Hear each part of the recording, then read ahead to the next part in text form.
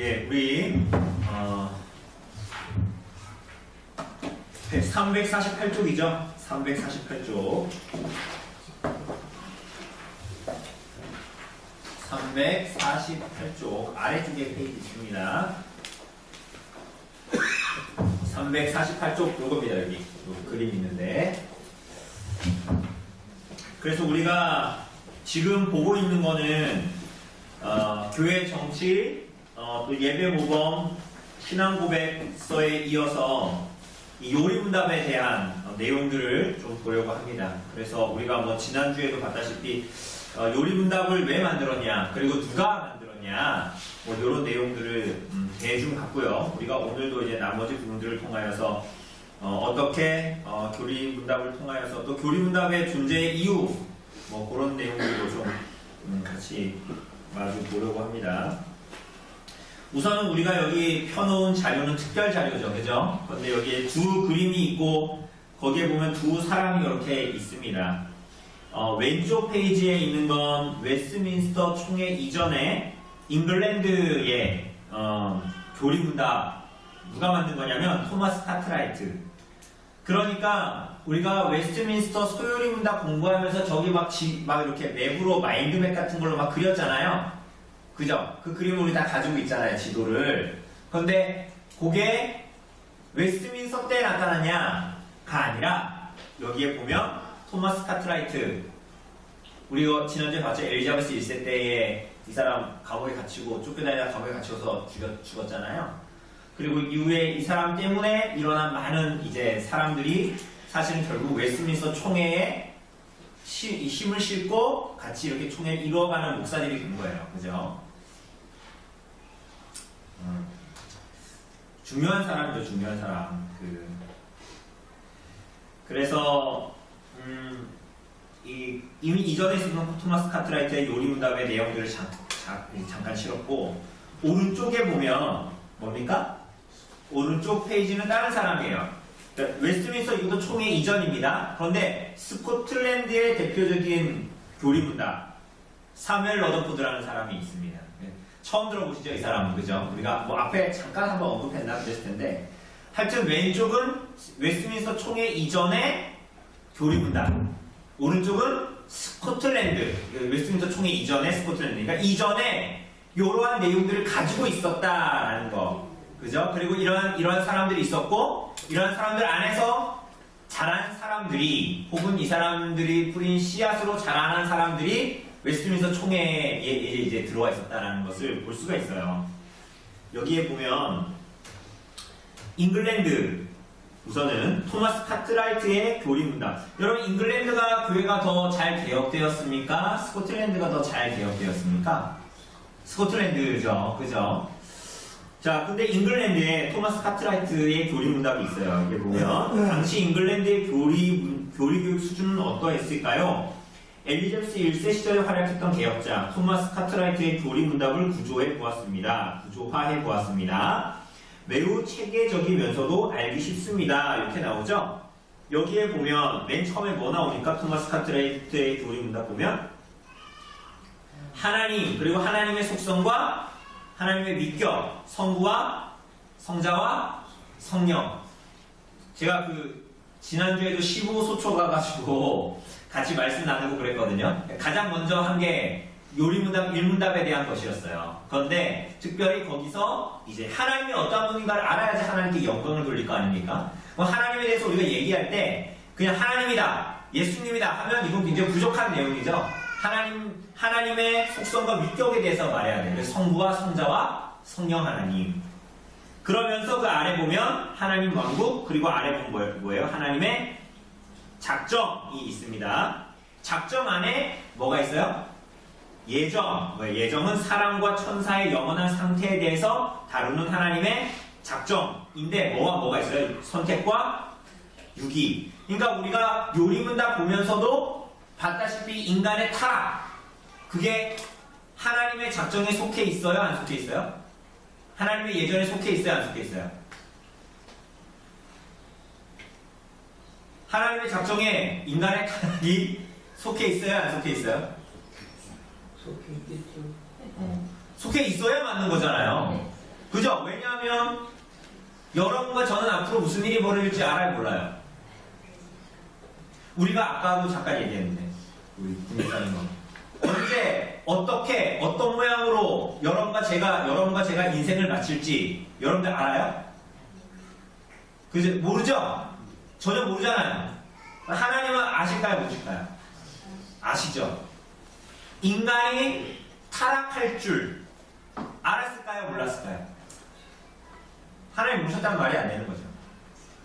그 우리 전에 얘기했잖아요. 그럼 우리는 뭐냐? 우리는 뭐 로봇이냐? 꼭두각시냐? 그거 아니라 그랬어요. 그래서 하나님의 작정 안에 예정이 있어요. 근데 작정을 실행하실 때 그 아래 보면 뭐와 뭐로 실행하세요? 창조와 섭리. 그죠? 작정의 실행을 창조와 섭리로 하시는 겁니다. 이거 다 어디서 봤어요, 여러분? 우리 요리문답 할 때 웨스트민스터 소요리문답에 그대로 그런 것들이 굉장히 닮은 꼴로 나타납니다. 그죠? 그래서 우리가 웨스트민스터 소요리문답에서도 창조, 사람에 대한 창조, 섭리, 사람에 대한 섭리 이렇게 나눠봤잖아요. 그죠? 그래서 나오고 그 다음에 타락, 회복 이렇게 나오고 율법 이건 이제 우리가 웨스트민스터 거기에서는 소요리문답에서는 2부에서 뒷장에서 봤죠. 그죠? 하나님 사랑과 이웃사랑, 십계명에 대해서 도덕법 그리고 십계명에 대해서 봤잖아요. 그리고 누가 나타납니까? 예수 그리스도가 이제 나타나고 인격과 직분, 특별히 여기 직분에서는 뭐가 나와요? 제사장직과 왕직이 나타나는데 우리가 이 소요리문답에서는 예수 그리스도의 구속 사역을 어떻게 행하시냐 3가지 직분으로 행하신다 그랬잖아요. 그게 뭐예요? 선지자와 제사장과 왕의 직분으로 행하신다 이렇게 나옵니다. 그래서 왕직을 어떻게 행하시냐? 첫째, 둘째, 맨 마지막에 보면 통치하신다. 오는 세상의 교회를. 두 번째는 오는 세상을 뭐 하신다? 심판하신다. 그럼 교회를 통치를 어떻게 하시냐? 대상은 교회이고 수단은 뭡니까? 내적, 외적 수단이 있는데 내적인 수단은 성령을 통해서 하시고 외적으로는 우리에게 주시는 게 있어요. 말씀. 그리고 말씀에 종속된 것. 뭐 이게 사실은 소요리문답에서 외적인 수단을 부지런히 사용하는 걸 하나님께서 원하신다. 그게 뭐예요? 말씀과 성례와 기도였습니다. 그래서 여기에 말씀, 성례, 권징이라고 이렇게 나타납니다. 그러니까 이런 내용들이 굉장히 웨스트민스터 소요리문답과 닮아 있는 것입니다. 잉글랜드에도 이미 이런 개혁자들이 있었단 말이에요. 토마스 카트라이트 같은 사람이. 그 오른쪽에는 보면 뭡니까? 스코틀랜드죠? 스코틀랜드의 대표적인 요리문답은 사무엘 러더포드의 요리문답입니다. 여기 보면 이번엔 스코틀랜드의 수준을 살펴보겠습니다. 잉글랜드가 저 정도였으니 스코틀랜드 총대들은 말할 것도 없이 훌륭한 요리문답 저자들이었을 것은 짐작할 수 있겠습니다. 그들의 수준이 어느 정도냐면 거의 예술의 경지였습니다. 어려운 신학적 내용을 쉽게 풀어서 쓰면서 충분히 설득하면서도 대부분의 표현에 신학적인 문제가 딱히 없습니다. 이게 왜 요리문답 쓰는 수준이 거의 예술의 경지였대요. 예술의 경지라는 건 뭐예요? 이 신학적인 내용인데 가장 어려운 내용을 아주 쉽게 설명할 수 있으면 그게 뭐예요? 원래 이게 고수들은 제 설교는 굉장히 들으면은 밥을 시자면 된밥 같고 막 덜된밥 같고 그래서 막 듣기도 힘들고 오늘 설교 1시간 했잖아요. 1시간 앉아있어야 되고 막 그러잖아요. 근데 설교를 정말 잘하시는 분들은 어때요? 예술의 경지에 오는 사람들은 이렇게 말할 수 있을지 모르겠지만 어때요? 아주 나이 많으신 분부터 아주 어린 아이들까지 잘 알아낼 수 있는 말씀으로 잘 풀어서 밥으로 설명하자면 뭡니까? 아주 뭐라 그럴까요? 아주 눈기 자글자글 흐르고 입에서 녹는 맛 같은 그런 뭐라고 말해요? 아주 어려운 내용임에도 불구하고 신학적인 내용을 아주 쉽게 설명했을 때 예술의 경지잖아요. 요리문답 보면 알아요. 나중에 여기 한번 러더포드의 요리문답을 따로 공부할 수 있으면 더 좋겠는데 여기 보면 36문에서 이렇게 해요. 이거 전에 한번 이런 거 인용했었는데요. 우리의 행실에 대한 증인으로서 양심의 의로운 행위는 무엇입니까? 우리의 행실에 대한 나의 행실에 대한 증인으로서 양심의 이제 행위는 뭐냐는 거예요. 그러니까 뭐라 그래요? 영혼 안에서 경비견처럼 도둑의 발소리를 듣기도 하고 눈동자처럼 손이 하는 일을 봅니다. 도적의 발소리를 경비견이 알아들어요, 못 알아들어요? 들어요. 알아들어도 귀신같이 알아듣죠.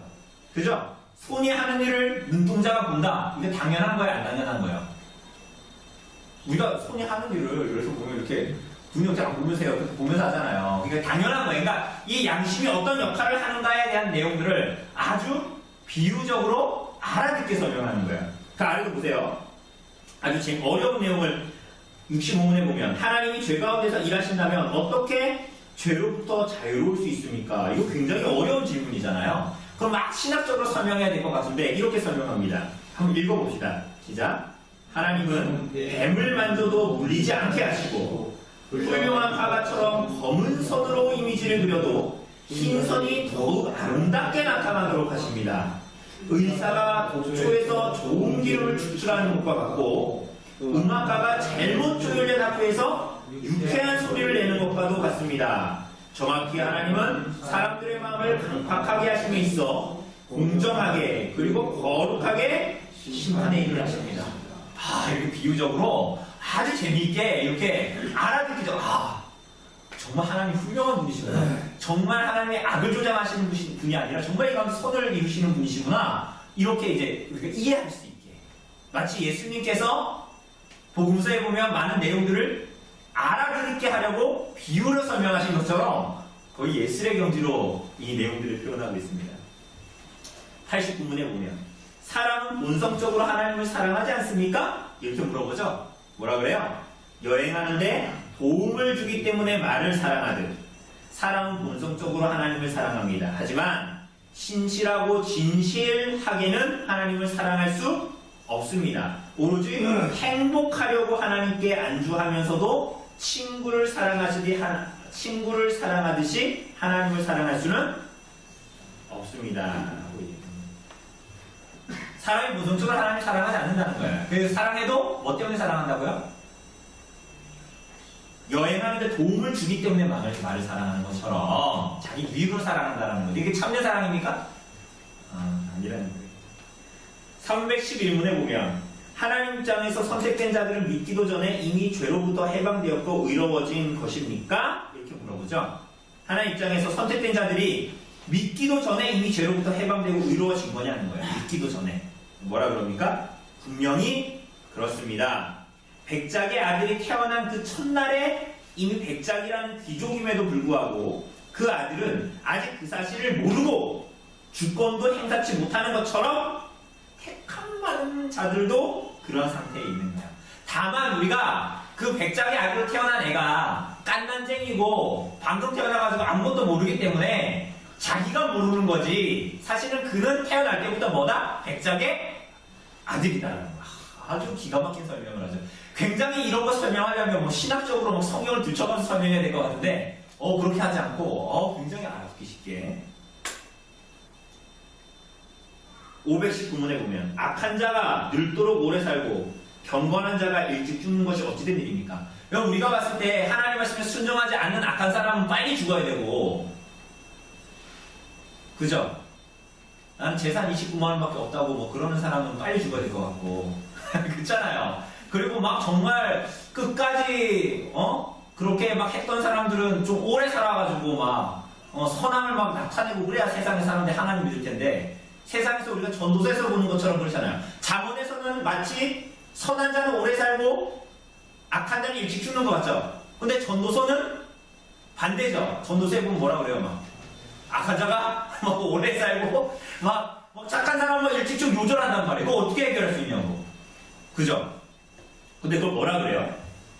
큰 집에 구리와 철이 아무리 많아도 황금 한쪽에 비길 것이 아니라는 거예요. 이처럼 경건한 자의 짧은 삶이 악인의 긴 수명보다 훨씬 낫습니다. 굉장히 놀라운 얘기를 하는 거예요. 이거 예수 저를 위해서 기도해 주세요.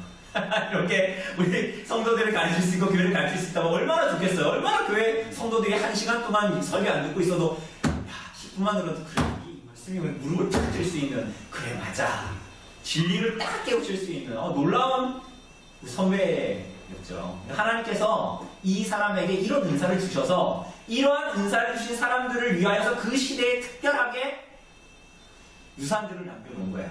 웨스트민스터 총회의 문서들을. 그러니까 우리는 그거 보면서 나중에도 보겠지만 자꾸만 이 웨스트민스터 총회의 문서들을 보는 것을 마치 문서론자든가 성문론자처럼 그렇게 보는데 그게 아니란 말이에요. 하나님의 참 놀라운 섭리로 이 사람들이 준비되게 하시고 그래서 이 시대에 이 어두운 시대에 하나님께서 이 놀라운 유산들을 남기게 하십니다. 그러면서도 이 사람들이 똑똑하기만 하는 게 아니라 경건하고 겸손한 자로 일들을 하게 하시죠. 그게 스코틀랜드가 이미 총회 이전에 이런 수준에 와 있었던 거예요. 스코틀랜드의 어떤 개혁교회의 모습들이 그리고 목사들이.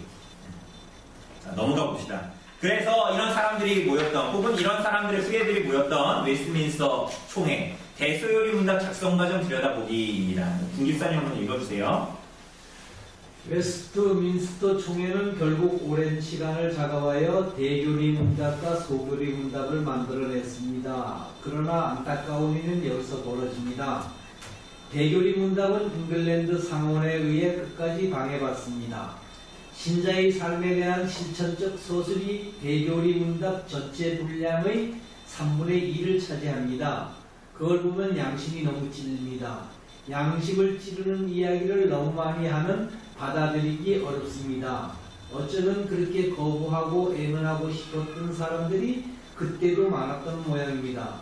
그만큼 이 대교리 문답은 진리의 문제 앞에서 파급력이 크다는 것을 반증합니다. 그래서 우리가 마태복음 5장에서 본 것처럼 서기관과 바리새인들이 너의 이웃을 사랑하고 네 원수는 미워하라 이렇게 가르쳤나 봐요.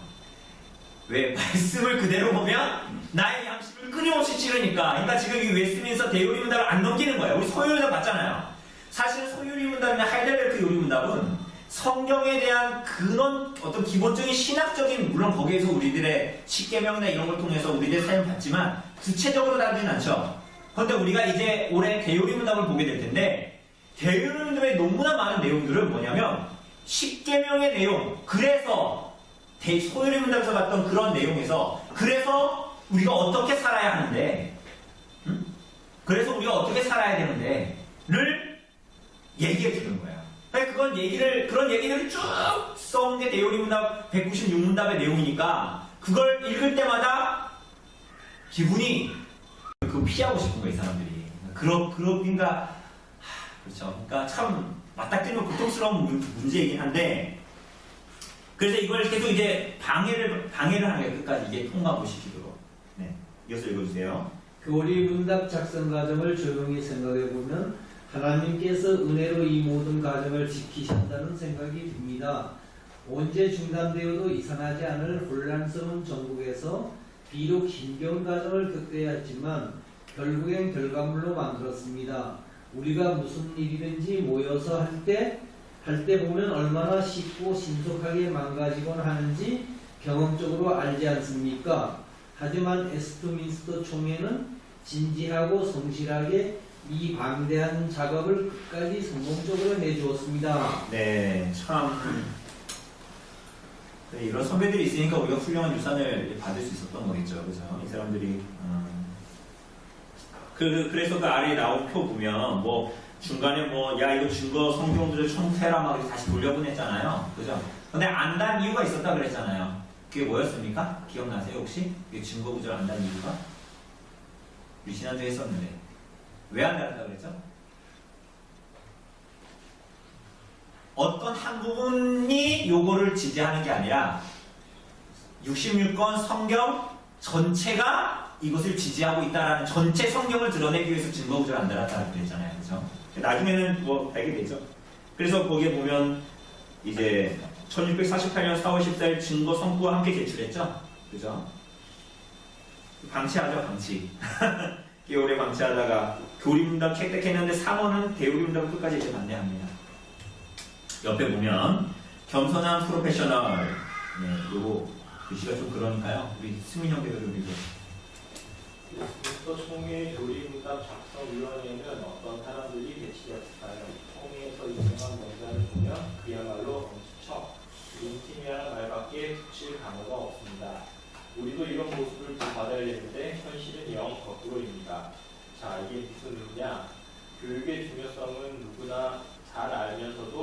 별로 실력 있는 사람은 이런 일에 끼어들지 않습니다. 조리문답은 애들이나 가르치는 일이라며 은근히 천시하고 실력 있는 학자들은 고고한 학문적 논의에만 집중합니다. 이런 분위기를 고쳐야 소망이 있습니다. 총회 조리문답 작성위원회는 그럼 어떤 분위기였을까요? 훌륭한 분들이 모여서 조리문답을 만들었으니 아주 잘 되었을까요? 우리 같으면 서로 잘났다고 싸우다가 판을 깼을 겁니다. 그런데 이분들은 기적을 만듭니다. 방법론을 논의하다 충돌이 생기자 서로 양보하면서 일을 진행합니다. 소위원회의 의장이었던 얼버트 파머는 자신이 선호하는 방법론을 후배들에게 충분히 강요할 수 있었지만 그렇게 하지 않습니다. 자기 방법론이 부식이라는 것을 인정하고 젊은 후배들의 방법론을 밀어줍니다. 그리고 정말로 그 새로운 방법론이 책세됩니다. 네. 여러분, 우리가 죄송합니다. 우리가 그 시쳇말로 세상 사람들이 흔히 이런 말 우리나라 사람들이 많이 하죠. 이래서 이건 죄송합니다. 이래서 조선놈들은 안 된다고 이런 얘기 하잖아요. 아무리 좋은 것 같아도 서로 싸우고 치고받고 지네 유익 때문에 그런다고. 근데 그게 조선놈만 그런 게 아니라 모든 죄인들이 다 그래요. 그런데 여기에 보니까 우리 같은 서로 잘났다고 싸우다가 판 깼을 건데 이 사람들 어떻게 했다는 거야. 이 똑똑한 사람들끼리 모이면은 우리 또 그런 얘기를 하잖아요. 똑똑한 놈들끼리 모여서 저런다고. 근데 그게 아니라 뭐라 그래요. 여기 우리가 지난주에도 본 것처럼 의장이었던 소위원회 의장이었던 이 헐버트 파머라는 사람이 어떻게 해요? 제가 선배임에도 불구하고 예 그렇습니다. 식의 요리문답이 아니라 그러니까 이게 신학적인 내용을 바꾸는 게 아니었어요. 그죠? 방법을 바꾸는 거였잖아요. 그죠? 밥을 국자로 먹을 건가 숟가락으로 먹을 건가. 요새 사람들은 숟가락으로 먹는데요. 나 옛날부터 국자로 먹었어. 옛날 방식이 좋은 거야. 이렇게 하지 않고 그래? 그럼 그냥 겸손함을 갖추고 있었던 거예요. 그죠? 우리 지난주에도 봤지만 자꾸 나이가 먹을수록 우리가 이게 중점이 아님에도 불구하고 소소한 거임에도 불구하고 자꾸 이걸 주장하고 싶고 이게 답으로 얘기하고 싶잖아요. 그쵸? 근데 그렇게 하지 않았어요. 그래서 그 방법론을 밀어주고 그러니까 굉장히 겸손한 제목처럼 프로들인데 굉장히 겸손했던 거예요. 이건 정말 굉장히 세상에서 보기 드문 힘든 일들이죠. 그죠? 계속 읽어주세요. 우리는 배워야 합니다. 종교개혁은 바로 그런 겸손함이 있을 때 이루어지는 겁니다. 우리는 나와 다른 의견을 조금씩 받아들이려 하지 않으며 다른 사람의 실력을 인정하기보단 어떻게든 폄하하려 합니다. 그런 자세로 똘똘 뭉친 사람들이 아무리 많이 모여서 종교개혁을 원한다 한들 종교개혁이 될 리가 없습니다. 개혁은 하나님의 은혜로 우리 힘으로 되는 것이 아닙니다. 개혁은 지식과 능력도 중요하며 기회 포착도 잘 해야 되겠지만 그 전에 정말로 필요한 조건을 갖추어야 합니다. 그건 바로 저 웨스트민스터 사원의 한쪽 방에서 겸손히 조리문답의 문구 하나하나를 펜촉에 잉크를 묻혀가며 손질하셨던 바로 그 최고의 전문가들, 바로 그 진정한 실력자들의 겸손을 공부하는 것입니다. 그분들의 겸손한 프로페셔널을 공부하는 것, 지금 우리에게 가장 시급히 필요한 일입니다. 여러분, 이거는 우리하고 상관없는 데가 아니에요. 이거 우리에게 굉장히 중요한 겁니다. 여러분들 중에 그런 사람은 없겠지만 옆에 다른 교회를 다니거나 혹은 그런 시청분들이 있거나 여러분들 중에 그런 사람은 없겠지만 우리가 아무리 귀한 걸 배워도 야, 너 소위문답 알아? 야, 너도 장로교회라며 너 하이델베르 가. 야, 그러니까 너는 교회 헛다는 거야. 이렇게 다 뭐예요? 겸손하지 못한 거예요. 우리가 전에 그 책의 사람들 같이 책 읽었잖아요. 얇은 책. 사랑으로 말하는 진리. 기억나세요? 하얀 책 말하는 거? 같이 읽었잖아. 그 얘기 거기서 말하는 게 뭐예요? 아무리 귀한 진리를 담고 있어도 아무리 맛있는 음식을 막 만들고 있어도 그 음식을 담은 그릇이 개밥 그릇이야. 그런 사람들이 그걸 좋아해요? 받아들일 수 있어요? 아니잖아요. 그러니까 우리가 아무리 좋은 걸, 여러분과 제가 아무리 좋은 걸, 개혁신앙, 그래, 개혁신앙은 뭐냐? 하나님 성경에 정말 말하는 대로 신앙하고자 하는 거야. 그걸 이루고자 하는 거야. 그렇게 해도 여러분들의 마음에 사랑이 없고 거기로부터 말미암는 겸손함이 여러분들의 삶에 묻어나지 않으면 누가 그걸 받겠냐 하는 거예요. 그죠? 그렇지 않습니까? 그런데 이 선배들이 그랬다는 가장 훌륭한 일들을 하면서 하나님께 속한 훌륭한 일들을 하면서 그래 겸손한 근데 이 겸손이라는 말로도 사실은 다 포용이 안 돼요. 우리가 오전에 봤던 그 마태복음 6장의 말씀처럼 정말 거듭난 존재로서 그 본질이 그러하기 때문에 하나님께서 그렇게 살도록 하신 거죠. 그죠? 그런 동력을 제공해 주신 거죠. 그러니까 이 사람들의 겸손도 그래 우리 겸손하게 살아야 그거 맞죠? 그러나 그 본질적인 내용은 정말 거듭난 사람들 안에 하나님 앞에서의 참된 겸손이 이들이 정말 소유하고 있었다. 참된 진리 안에 참된 사랑과 참된 겸손을 가지고 있었다라는 거예요. 그죠? 이거 굉장히 중요한 내용입니다. 특별히 우리 교회, 우리 성도들에게도 너무나 중요한 거예요. 바른 것을 아는 것만이 중요한 게 아닙니다. 바르게 아는 것으로 말미암아 하나님을 진정으로 알고 그래서 하나님께서 우리에게 원하시는 것처럼 하나님의 온전하신 것 같이 우리도 온전한 거예요. 그런 삶을 하나님께서 살게 원하시죠. 넘어가 보겠습니다. 웨스트민스터 대소요리 문답을 제대로 계승하자입니다. 조집사님 한번 읽어주실래요? 소요리 문답만으로는 충분하지 않다라는 의견을 종종 듣곤 합니다. 그러나 웨스트민스터 총회의 일선표를 보면서 우리는 소요리 문답과 대요리 문답은 단순하게 분량과 난이도의 차이가 아니라 그 목적부터 달랐던 문서임을 알게 됩니다. 대요리 문답은 모든 성도 및 목회자 후보들에게 그 인생의 다양한 적용점을 두고 실천적인 명제를 던지고 있습니다. 그리고 거기서 발생하는 여러 의문점이나 논쟁 도리의 해답을 제시합니다. 특히 성도들이 살아가는 치열한 삶의 실천 원리를 매우 구체적으로 제시한다는 점에서 소교리 문답과 완전히 다른 문서입니다. 네. 여러분 우리 대요리 문답 공부하겠지만 그 문답 자체로 봐도 10계명의 내용이 굉장히 지배적입니다. 그러니까 대요리 문답은 장성한 사람들, 그러니까 목회자나 어떤 이 직분을 맡아야 되는 사람들이나 장년들이 쉽게 보면 어떤 면으로는 진리, 하나님의 말씀의 진리에 어느 정도 들어가고 그것을 잘 이해하고 있는 사람들이 그래서 어떻게 여러분들 살아가야 하는가를 어떻게 여러분들 진리가 적용되어야 하는가를 잘 말해주고 있어요. 그래서 우리 뒤에도 나오지만 일제시대에 교회 있었습니까? 없었습니까? 일제시대에 교회 있었죠? 근데 교회 있었는데 설교를 제한하고 탄압했죠. 어떻게 했습니까? 이따 나중에 나오지만 내세적인 설교를 하게 했어요. 추상적인 설교를 하게 했어요. 그럼 추상적인 설교만 자꾸 하면 어때요? 내세적인 설교만 하면 어때요? 오늘 현실을 어떻게 살아야 돼요? 그러니까 신앙하고 삶이 붙어있지 않고 떨어진 것처럼 굉장히 이상한 신앙이죠. 아주 극단적인 게 뭡니까? 교회 다닌다고 하면서 밖에서는 이상한 짓 하고 돌아다니는 사람들. 그죠? 주일날에만 성도이고 주일 바깥에서는 성도가 아닌 사람처럼 살아가는 사람들. 이런 사람들이죠. 그죠? 어떻게 보면 이런 사람들이 오늘 마태복음 6장에서 나온 외식하는 사람들이죠. 그런데 오늘 본문에 보면 이 대요리 문답 자체가 뭐냐면 그래서 오늘을 어떻게 살아가야 하냐, 그래서 계명에 근거하여 여러분들의 삶을 어떻게 살 것인가를 지배적으로 다루고 있어요. 그래서 우리 대요리 문답을 볼 겁니다. 재밌습니다.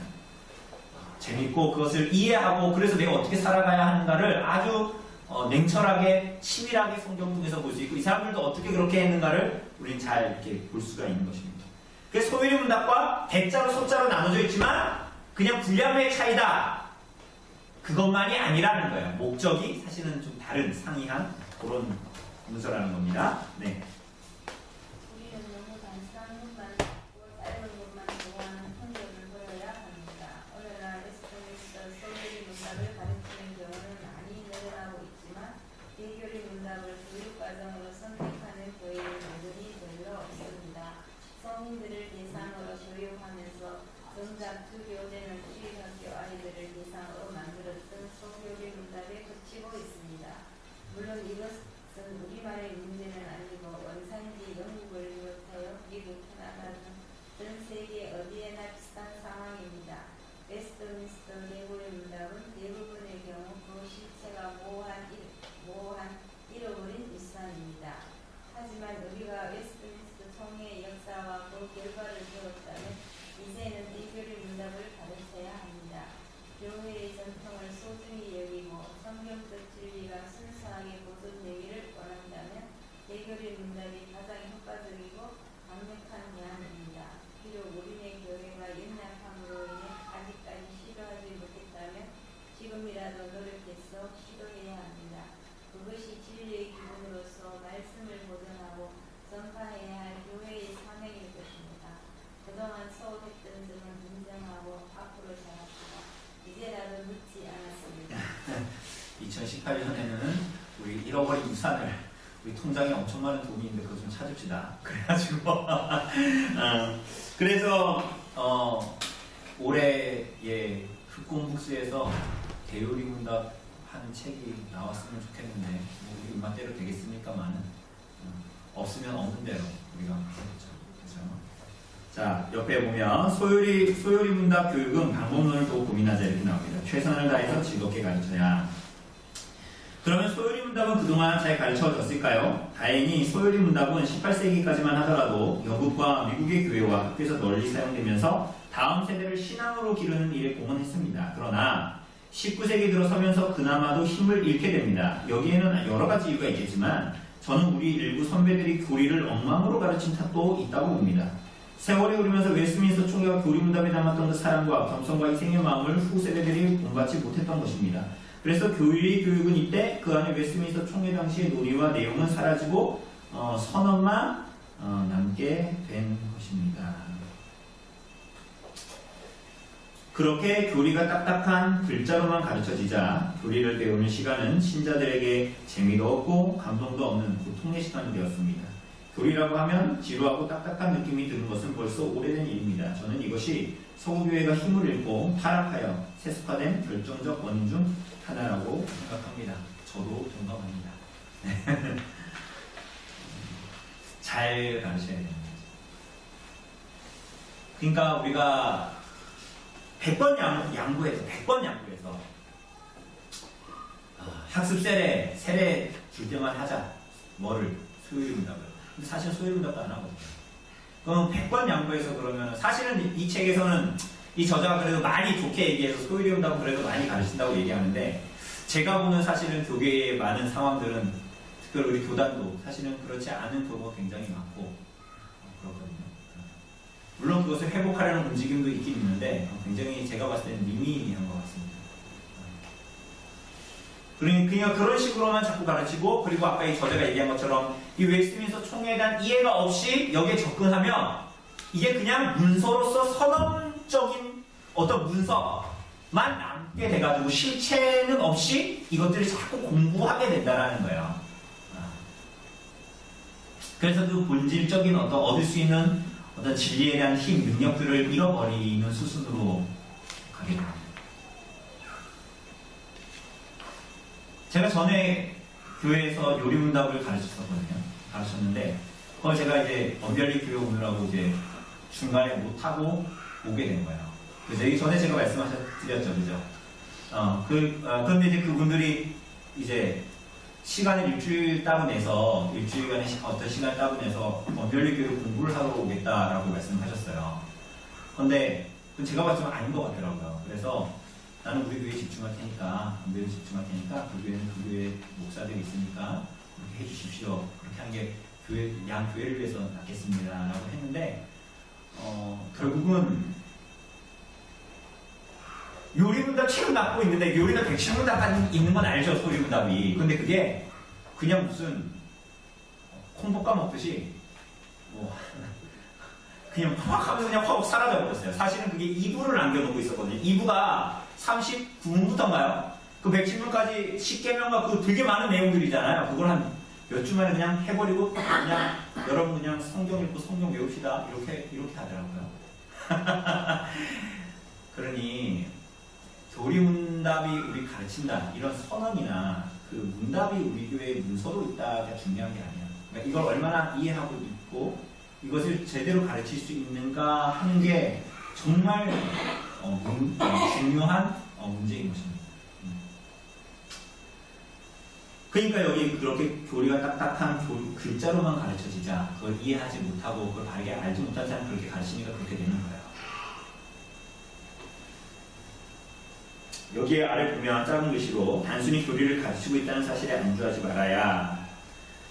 요즘 한국의 교회에서도 교리를 가르치자는 분위기가 많이 회복됐습니다. 하지만 개혁자들의 그 마음을 갖지 못하고 텍스트만 전달하고자 하는 전달하는 것이라면 고개를 저을 수밖에 없습니다. 너희 교회 이거 가르쳐 안 가르쳐? 이렇게 단순히 스펙 논리로 평가하는 자세 또한 여전합니다. 이렇게 되면 또다시 과거의 잘못을 되풀이할 뿐입니다. 문서는 문서일 뿐입니다. 문서 자체에 무슨 신비로운 힘이 있어서 그걸 가르치면 저절로 막 종교개혁이 일어나는 게 아닙니다. 우리는 신학의 선배들이 묻어준 결과물을 감사함으로 사용하되 이 결과물이 어떤 마음으로 어떤 정성으로 작성되었는지 그래서 우리가 이것을 어떤 자세로 대해야 할지를 고뇌하며 다음 세대를 가르쳐야 합니다.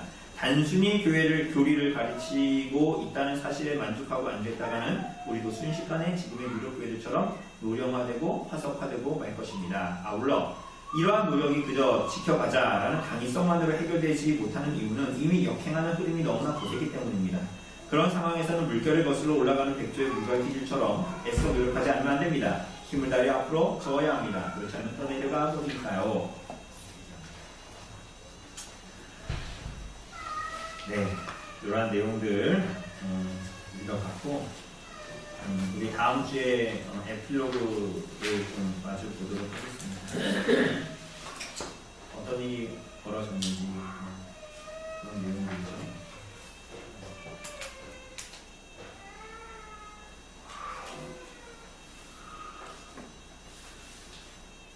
네, 그 다음 장에 보면은 종교개혁 탐방이라고 나와 있죠. 사진 나와 있으면서 그죠. 거기에 보면 우리가 전에 앞에서 봤던 라루셸, 그죠? 프랑스 미구노들이 어떻게 신앙을 그렇게 이제 견지하고자 했는가 뭐 그런 내용들 있습니다.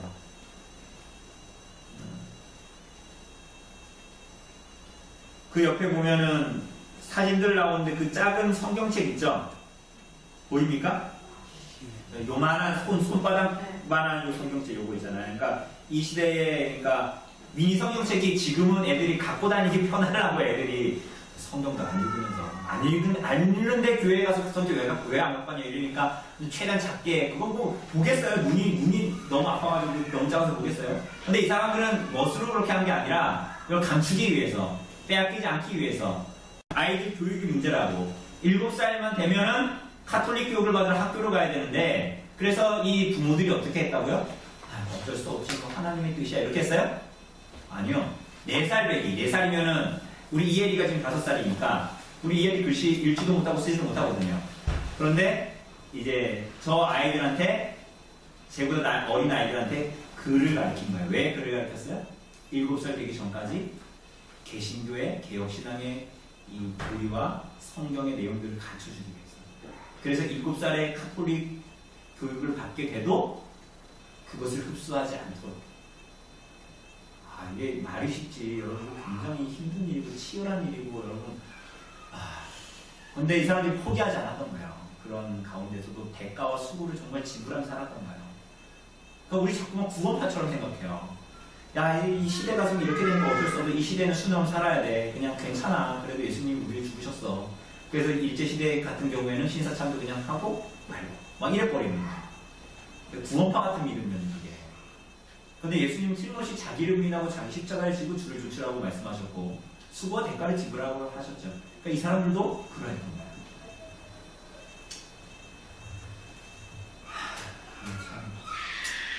이런 사람들이 정말 있었나 싶은 생각이 들고 사실 보면 지금하고 너무 차이가 많이 나니까 이 사람들이 사람들이었나? 이런 생각이 사실은 좀 들거든요. 우리 선배들이 이런 사람들이었어요.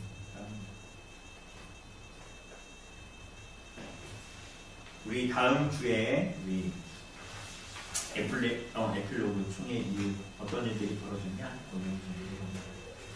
예, 혹시 질문 있으십니까? 이제 책이 이제 거의 끝나갑니다. 아마 제가 봤을 때 다음 주면 끝낼 것 같아요.